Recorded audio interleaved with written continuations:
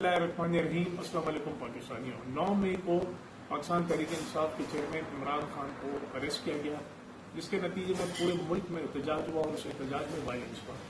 मैं उस वायलेंस की मजम्मत करता हूँ और जो मुल्क के मुख्तलिफ शहरों में जो वाक़यात हुए उसको कंडेम करता हूँ, चाहे वो GHQ पे जो वाक़या हुआ, कोर कमांडर के ऑफिस में जो हमला हुआ, या जो शोधा के जो मॉन्यूमेंट्स हैं उनको जो नुकसान पहुँचाया गया, या जो मियाँगाली में जो वाक़या हुआ, उन सब तमाम वाक़ियों की जितनी मजम्मत की जाए कम है।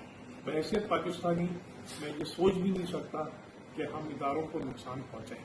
पाकिस्तान फौज एक अहम इदारा है और इसकी बहुत कुर्बानी है। पाकिस्तान फौज ने इस मुल्क की बहुत खिदमत की है और बहुत ज़्यादा उन्होंने कुर्बानियाँ दी हैं। बहैसियत पाकिस्तानी मैं समझता हूँ कि हम ये सोच भी नहीं सकते हैं कि इस मुल्क को नुकसान पहुँचे और इन इदारों को हमें मजबूत करना है।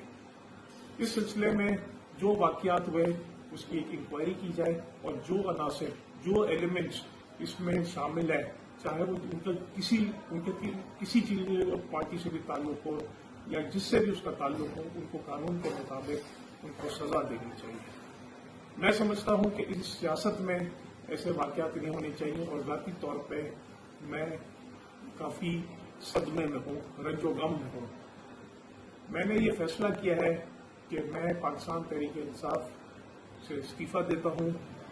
मेरे पास जो ओहदा है मरकजी नायब सदर से, उसका इस्तीफ़ा देता हूँ और मैं सियासत छोड़ने का ऐलान करता हूँ और आइंदा मैं किसी भी पार्टी के साथ सियासत नहीं करूँगा, लेकिन बहैसियत पाकिस्तानी अपना जो एक रोल है, एक पाकिस्तान की तरक्की के लिए अपना पॉजिटिव रोल लेकर करता रहूँगा और इंशाअल्लाह ताला पाकिस्तान तरक्की करेगा। पाकिस्तान जिंदाबाद।